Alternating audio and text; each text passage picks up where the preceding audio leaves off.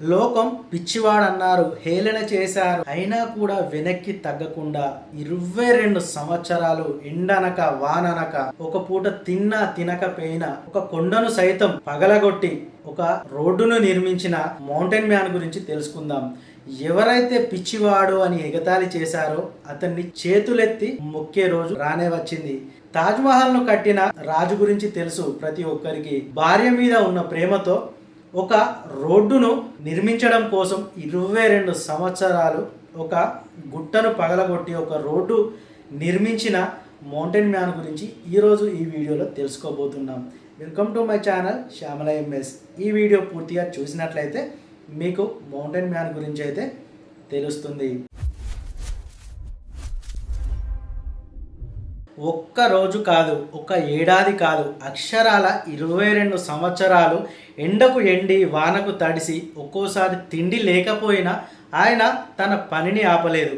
1960 సంవత్సరం నుండి 1982 సంవత్సరం వరకు ఆయన చేసిన అలుపెరగని పోరాటం వల్ల 360 అడుగుల పొడవు 30 అడుగుల వెడల్పు ఉన్న ఒక రోడ్డు మార్గం ఏర్పడింది. చివరకు ఆ భారీ పర్వతం ఆయన పట్టుదల ముందు తల వంచక తప్పలేదు. తన భార్య కోసం ఆ కొండనే పిండి చేశాడు. చనిపోయిన భార్యకి ఆయన ఇచ్చిన అతిపెద్ద కానుక. తాజ్మహల్ కన్నా గొప్ప ప్రేమ కథ అనే చెప్పుకోవచ్చు. ఒకే ఒక్కడి పోరాటం, ఒక సామాన్యుడు అసాధారణ ప్రేమ కథ. లోకం పిచ్చివాడు అని చాలా ఎగతాళి చేసింది, కానీ అతను చరిత్రనే సృష్టించాడు. 22 సంవత్సరాలు ఒకే సుత్తెతో ఒకే శానంతో ఆ కొండనే ఓడించాడు. ప్రపంచమే అతనికి సలాం కొట్టిన అవునండి మౌంటైన్ మ్యాన్ నిజ జీవితం. ఒక్క మనిషి కొండను ఎలా తొలిచాడో తెలిస్తే షాక్ అవ్వక తప్పదు. ప్రేమకు గుర్తుగా ఒక రాజు కట్టించిన తాజ్మహల్ గురించి విన్నాం మనందరం. కానీ తన భార్యపై ఉన్న ప్రేమతో ఒక పేదవాడు ఏకంగా ఒక కొండనే పిండి చేశాడని మీకు తెలుసా? 1934 సంవత్సరంలో దశరథ్ మాంఝీ జన్మించారు. బీహార్లోని గయా జిల్లాలో గెహ్లవ్ అనే గ్రామంలో జన్మించారు దశరథ్ మాంఝీ. తీవ్రమైన పేదరికం, కుల వివక్షల మధ్య ఆయన బాల్యం గడిచింది. పని కోసం చాలా చోట్ల తిరిగి ఇంటి నుండి పారిపోయి ధన్బాద్ బొగ్గు గనుల్లో కొంతకాలం పనిచేశారు. ఇంటికి తిరిగి వచ్చాక పాల్గొని దేవిని పెళ్లి చేసుకోవడం జరిగింది.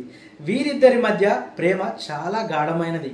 కానీ ఆ ఊరికి అడ్డంగా ఉన్న గెహ్లవ్ ఘాటి పర్వతం వీరి జీవితాల్లో ఒక పెద్ద అడ్డంకిగా మారింది. ఒకరోజు 1959 సంవత్సరం దశరథ్ కోసం అన్నం తీసుకువస్తున్న పాల్గొనిదేవి దారి లేని ఆ కొండపై నుండి కాలు జారి పడిపోయింది. ఆసుపత్రికి వెళ్ళాలంటే కొండను చుట్టూ తిరిగి 55 కిలోమీటర్లు వెళ్ళాలి. దారి సరిగ్గా లేకపోవడం వల్ల ఆమెను సరైన సమయానికి ఆసుపత్రికి చేర్చలేకపోయారు. దశరథ్ చేతుల్లోనే ఆమె ప్రాణాలు విడిచింది. ఆ క్షణం దశరథ్ మనసులో రగిలిన సెగ ఆ కొండనే పిండి చేయాలనే నిర్ణయం తీసుకున్నాడు. ఎందుకు అంటే అంత చుట్టూ తిరిగి వెళ్ళే లోపల వాళ్ళ భార్యనైతే చనిపోవడం అయితే జరిగింది. అదే దారి ఉన్నట్లయితే ఉంటే చాలా తక్కువ దూరంలో హాస్పిటల్కి వెళ్ళే వాళ్ళము, నా భార్య బ్రతుకుతుండే అనే ఆలోచనతో ఆ కొండను పలగొట్టి ఏ విధంగానైనా నేను ఒక రోడ్డు వేయాలి అని చెప్పేసి చాలా గట్టిగా ఒక బలమైన నిర్ణయం అయితే తీసుకున్నాడు దశరథ్ మాంఝీ. 1960 సంవత్సరంలో తన దగ్గర ఉన్నటువంటి మేకలను అమ్మేసి ఒక సుత్తె, ఒక ఉలిని కొనుక్కున్నాడు. నా భార్యకు జరిగిన అన్యాయం ఇంకెవరికి కూడా జరగకూడదు అని శపథం చేశాడు. ఊరు వాళ్ళంతా ఆయన్ని చూసి నవ్వారు. కొండను ఒక్కడివే ఎలా తవ్వుతావు, నీకేమైనా పిచ్చి పట్టిందా అని హేళన చేశారు. కానీ ఆయన ఏమాత్రం కూడా వెనక్కి తగ్గలేదు. ఒక్కొక్క రాయిని పగలగొడుతూ తన ప్రయాణాన్ని మొదలుపెట్టాడు. 22 ఏళ్ళ తపస్సు. ఎండ అనక వాన అనక చలిలో పనిచేస్తున్న మాంఝీని చూసి చాలా అందరూ హేళన చేశారు. అతడు ఒక పిచ్చివాడిలా అతన్ని ట్రీట్ చేశారు. ఒక్క రోజు కాదు, ఒక ఏడాది కాదు, అక్షరాల 22 ఏళ్ళు ఎండకు ఎండి వానకు తడిసి ఒక్కోసారి తిండి కూడా లేకపోయినా ఆయన తన పనిని ఆపలేదు. 1960 సంవత్సరం నుండి 1982 సంవత్సరం వరకు ఆయన చేసిన అలుపెరగని పోరాటం వల్ల 360 అడుగుల పొడవు, 30 అడుగుల వెడల్పు ఉన్న ఒక మార్గం ఏర్పడింది. చివరకు ఆ భారీ పర్వతం ఆయన పట్టుదల ముందు తలవంచక తప్పలేదు.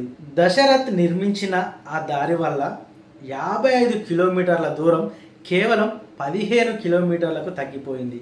అప్పటి వరకు పిచ్చివాడు అన్న లోకమే ఆయన్ని మౌంటైన్ మ్యాన్ అని కొనియాడింది. 2007 సంవత్సరంలో ఆయన మరణించినప్పుడు ప్రభుత్వం అధికారిక లాంఛనాలతో అంత్యక్రియలు నిర్వహించడం జరిగింది. ఆయన జీవితం నేటి యువతకు ఒక గొప్ప స్ఫూర్తి. దేవుడు ఏదో చేస్తాడని ఎదురు చూడకండి. బహుశా మీ ద్వారానే దేవుడు ఏదైనా చేయించాలని అనుకుంటున్నాడేమో అని దశరథ్ గారు చెప్పిన మాటలు ఎప్పటికీ నిలిచిపోతాయి. మీ లక్ష్యం వైపు మీరు కూడా ఇలాగే పోరాడండి. విజయం తప్పకుండా మీదే. ఈ వీడియో మీకు నచ్చినట్లయితే లైక్ చేయండి. మీ అభిప్రాయాలను కామెంట్ చేయండి. మరిన్ని స్ఫూర్తిదాయక కథల కోసం మా ఛానల్ని సబ్స్క్రైబ్ చేసుకోండి. జై హింద్.